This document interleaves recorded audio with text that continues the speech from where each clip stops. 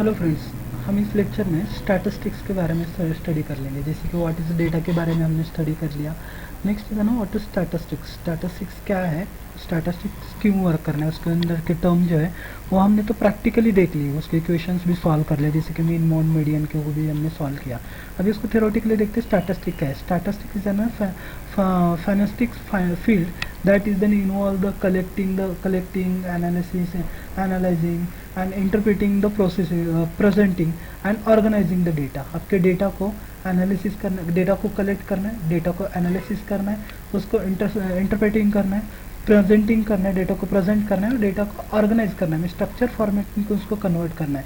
तो उसके लिए हम यूज़ करते हैं statistics. Statistics is in help us to make sense the complex information and draw the meaningful consolation.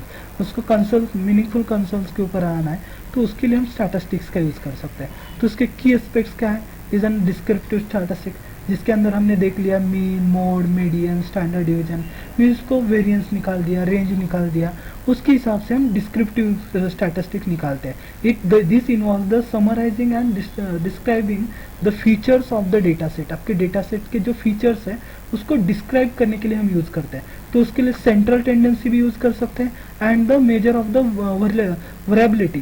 Variability भी हम उसके अंदर यूज़ करते हैं। वेरिएबिलिटी के अंदर रेंज, वेरिएबल, वेरिएंस और स्टैंडर्ड डिवीजन भी हम उसके अंदर निकाल सकते हैं। जैसे कि मीन कैसे निकालना है वो हमने देख लिया, मीडियन कैसे निकालना है वो देख लिया, स्टैंडर्ड डिवीजन किस तरीके से निकालते हैं वो भी हमने देख लिया।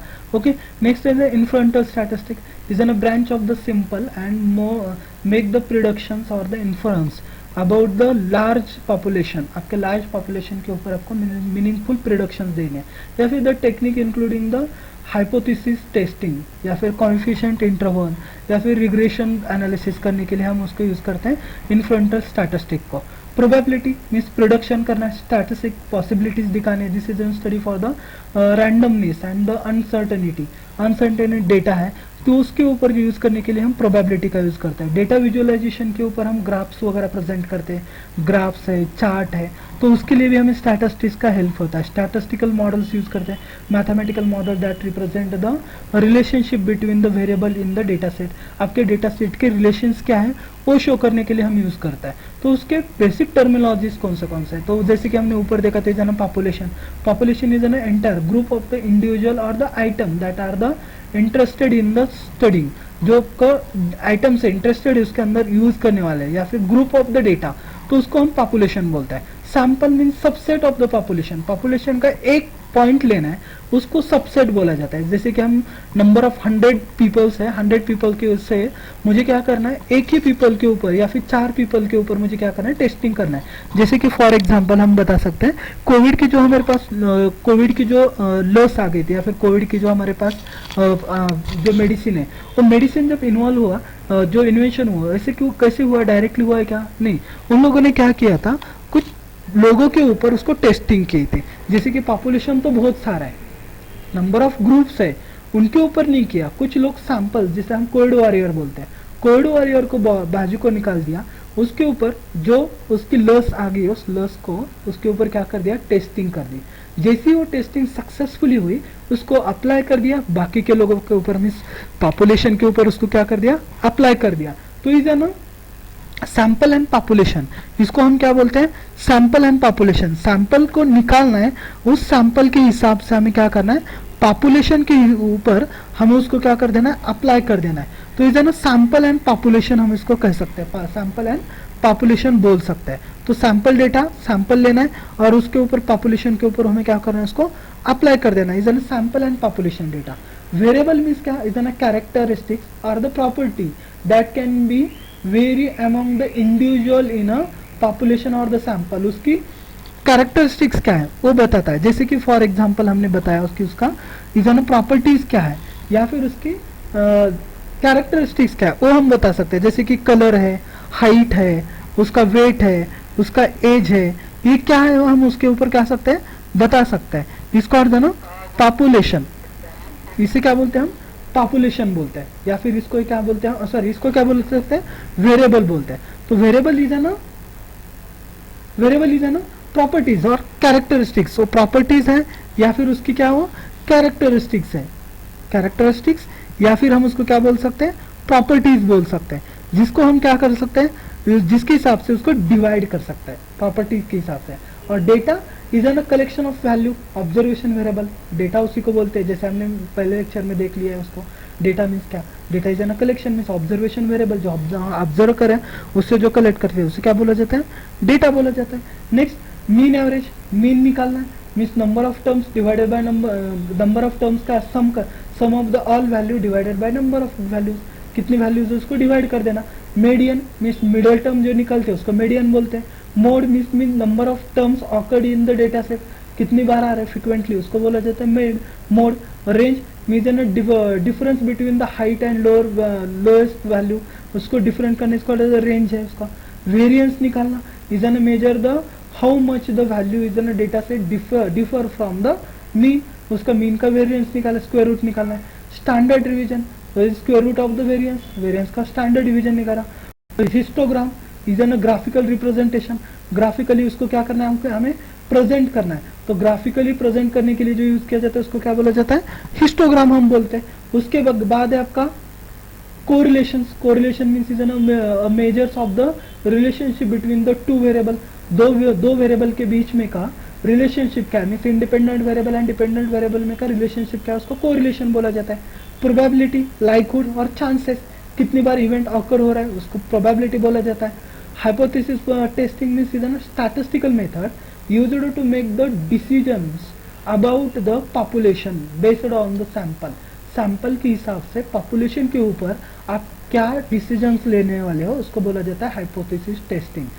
P value means the probability value observation of the test result, P value means probability value, probability value हमें क्या करना है, ऑकर करना है, या फिर उसकी टेस्टिंग निकालनी है किस तरीके से वो वर्क करी, या फिर उसका रिजल्ट क्या आ रहा है, एक टेस्ट के ऊपर रिजल्ट क्या आ रहा है उसको टेस्ट करना। नेक्स्ट सैम्पलिंग सैम्पलिंग टेक्निक, उसकी सैम्पलिंग टेक्निक क्या क्या होती है स्टैटिस्टिक से। पहली है random sampling, start fit sampling, systematic sampling और क्लस्टरिंग सैम्पलिंग कर सकते हैं। कोविसेंस सैम्पलिंग कर सकते हैं, क्यों कोटा सैम्पलिंग कर सकते हैं उसके ऊपर। बाद में प्रीवियस मीन्स जजमेंटल सैम्पलिंग कर सकते हैं और स्नोबॉल सैम्पलिंग कर सकता है। तो is an sampling of the data, आपके डेटा के ऊपर ये सैम्पलिंग कर सकते हैं, फिर स्टैटिस्टिक टेक्निक्स हम यूज कर सकते हैं। Random means each member of the population has an equal chances, her member को क्या करना है, इक्वल चांस देना, is an randomly. Start feed means करना है population the divided into the different सब ग्रुप्स, उसको सब ग्रुप्स या फिर स्टार्टा में उसको क्या करना है, डिवाइड करना है, सब ग्रुप में डिवाइड करना है और उसको क्या करना है, चांसेस देना है। इसको ना सैटिस्फाइड स्टार्ट फीड सैम्पलिंग बोला जाता है।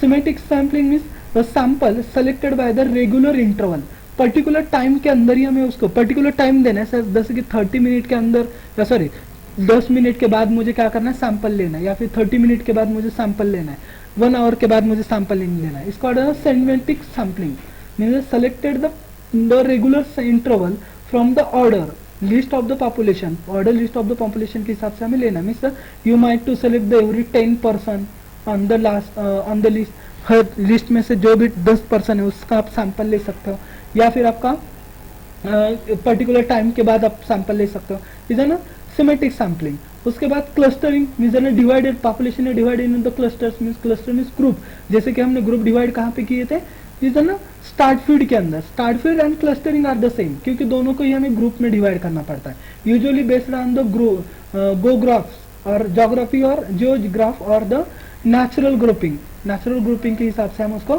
सैम्पलिंग करते हैं।